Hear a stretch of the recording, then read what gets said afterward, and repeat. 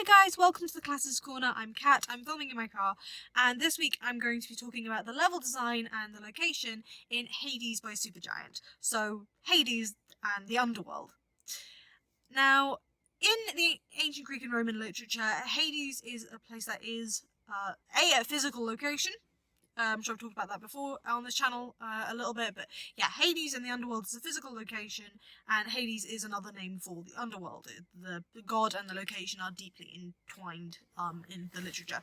And there's quite a few depictions of the Underworld in ancient Greek literature in different ways.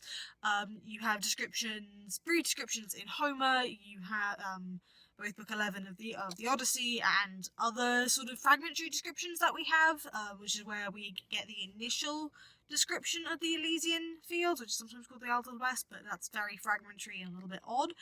And some people don't even think that was actually Homer, but maybe pseudo-Homer. It's a bit confusing. And then we also get descriptions in comedies and tragedies such as The Frogs. We get by Aristophanes. We also get descriptions in Roman literature, so we get brief descriptions in Ovid, and we get quite a significant description in Aeneid, Book 6.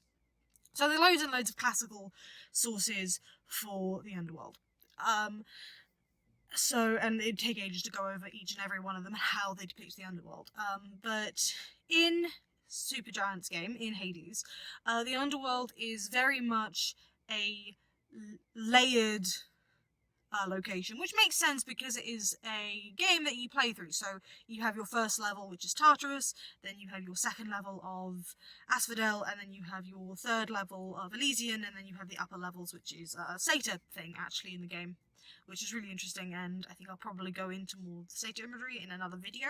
But so you have those three levels where you work your way up through the Underworld in Hades, which makes a lot of sense because you have that game progression then. So Tartarus is probably the easiest level to get into, and then to get out of, and then you have the increasing difficulties with Asphodel and Elysium, which is actually really interesting because in other media which depicts the Underworld, and then in Greek literature, Greek and more importantly Roman, I think you get more of the description, more extant descriptions of sort of the three levels of the Underworld, or not three levels, because in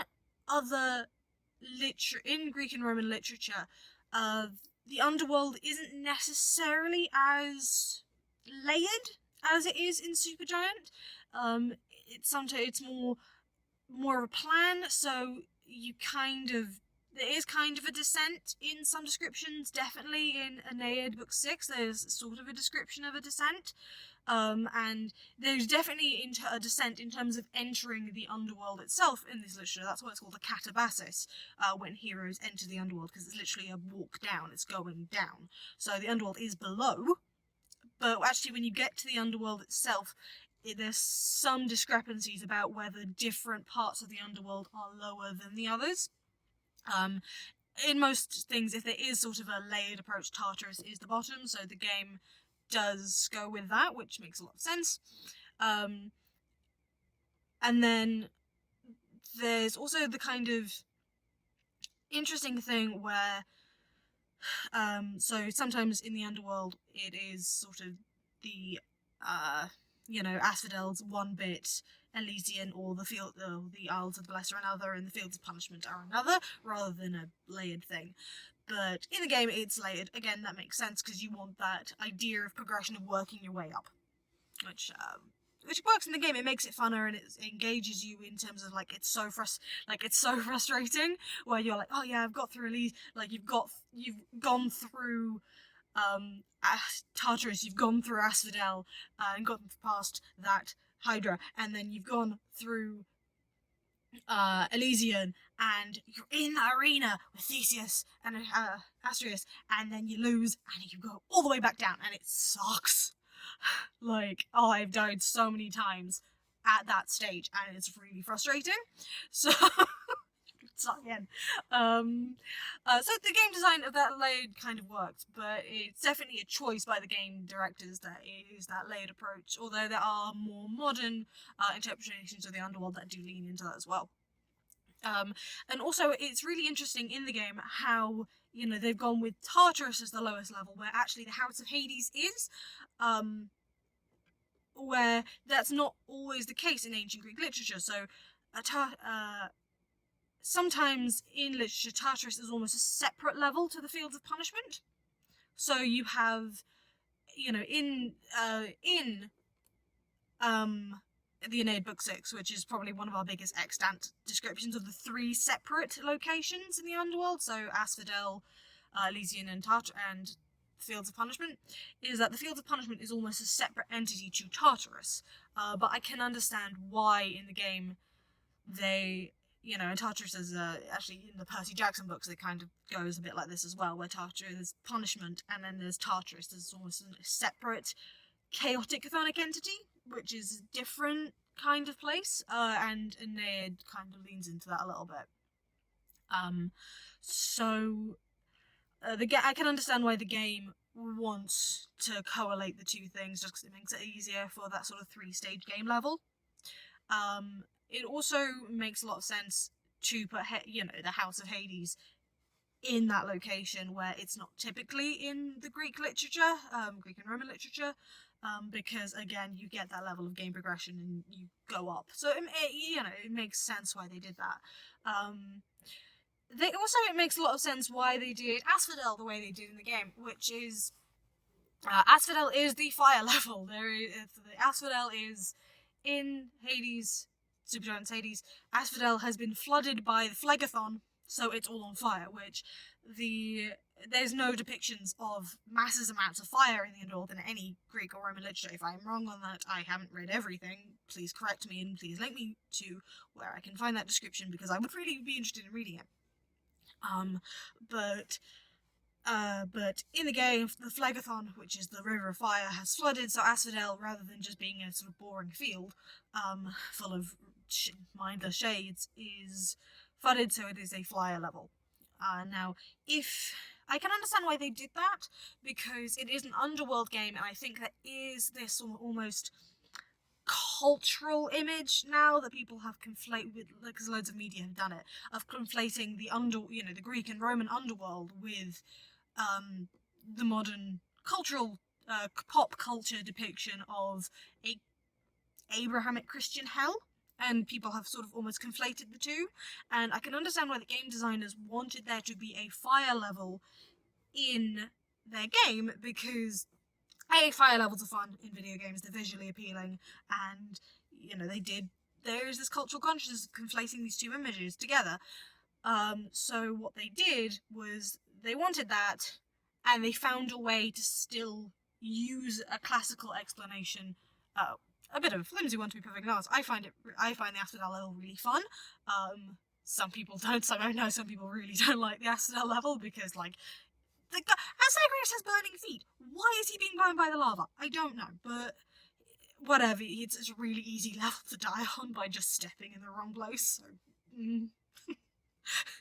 but they wanted a classical explanation, so they knew the river Phlegathon, they knew Asphodel, but they had the river flood, and that's why you get your fire level, even though it's not the most classically appropriate. And then you have Elysium, which is the level I actively don't like. Some people don't like Asphodel. I don't like Elysium. I don't. The enemies are annoying, and I don't like Theseus. I mean, I do. He's like, I do in a way, like, it's one of those levels where I'm like, I'm really enjoying it, but I also hate it, because it's, like, so frustrating, because you've gone that far, and then, like, die anyway.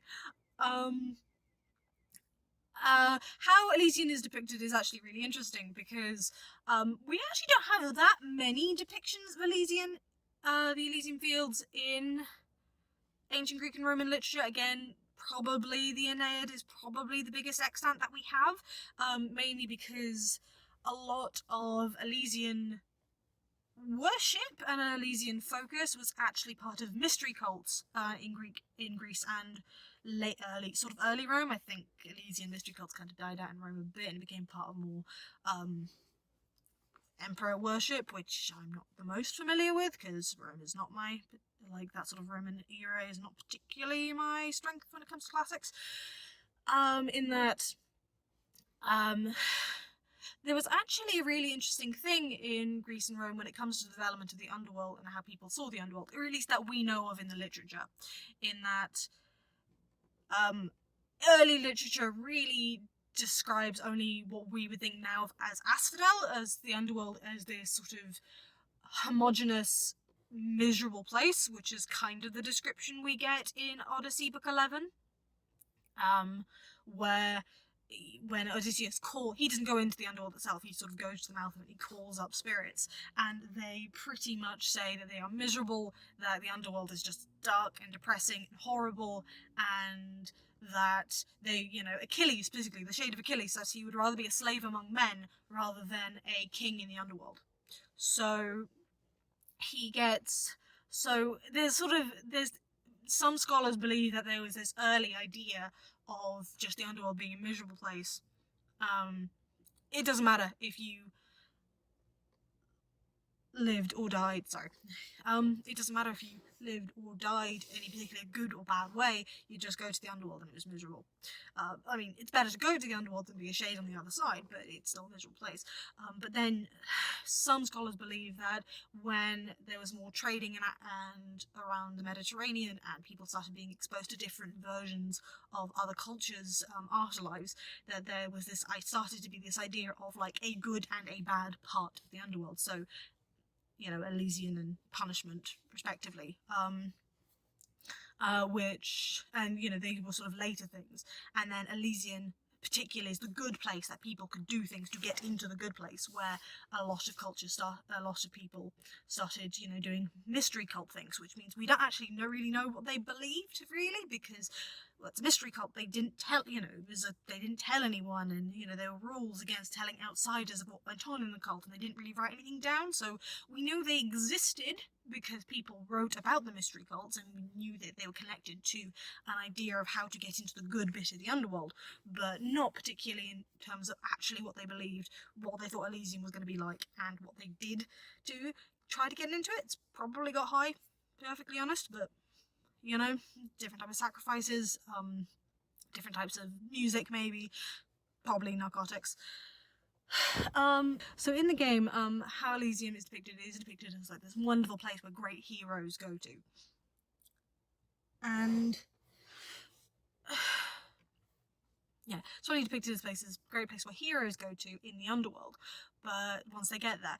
But it's actually quite a violent place, because all of these spirits of great warriors, which, again, not really a thing in ancient Greek literature, only great warriors would go there. I think that's more of a modern interpretation. We don't really know what the mystery cult said about who gets to go there. But when they get, so all of these people are willing to pick a fight with Zagreus. They are spirits of heroes who want to pick a fight. And the most specific one is Theseus, who is the character who is there. But again, it's really interesting in that Theseus isn't actually described as being Elysium by loads of writers. I think the most descriptions of Theseus' underworld actually has him in punishment for different reasons, and I'll put it somewhere above me, the texts that say that, because I can't think of them off the top of my head. I think Polybius and I think Aeneid, but I'll pop them up here. Which, as far as I'm concerned, in the game, he deserves to be in punishment because he sucks. He sucks so bad. He kills me so many times. Sometimes. I don't mind Astræus, and it is interesting that he is in Elysium, because depictions of the mind at all, but I can go into that at a later time. But nah, Theseus sucks, and so it's an interesting choice to actually put him in Elysium, which makes sense because people know Theseus as a hero, and I think the creators probably didn't want to put Heracles in there, so they put Theseus there. But in most depictions, he's actually in punishment. So that's what I've got to say for the moment on the Underworld levels. I'll probably go into more detail in other videos, hopefully, when I'm not about to go to work. But I will see what I can do about more videos. I'll definitely talk more about Hades, because I do want to talk about Hades and Persephone at other points, but I will see you guys then. Okay, thanks. Bye guys. Oh, and if you like this video, please like, share and subscribe, and if you want me to talk more about the Underworld and more about the depictions of Elysian, Asphodel and Punishment or Tartarus respectively, please let me know and I will get on to that. Okay, thanks. Bye guys.